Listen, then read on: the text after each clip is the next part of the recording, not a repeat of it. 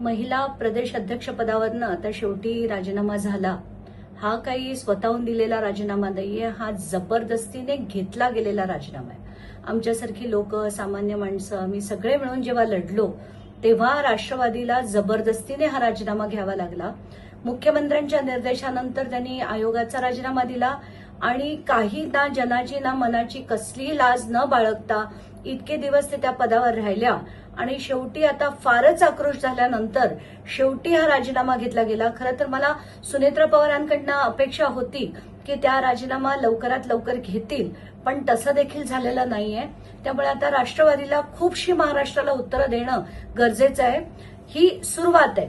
आता त्यांच्यावर FIR झाला पाहिजे, त्यांच्यावर त्याची कारवाई झाली पाहिजे, कारण त्यांनी अनेक पीडितांना त्रास दिला, अनेक लोकांना त्रास दिला, पत्रकारांना धमकवलं, या सगळ्या गोष्टी बाहेर आल्यात.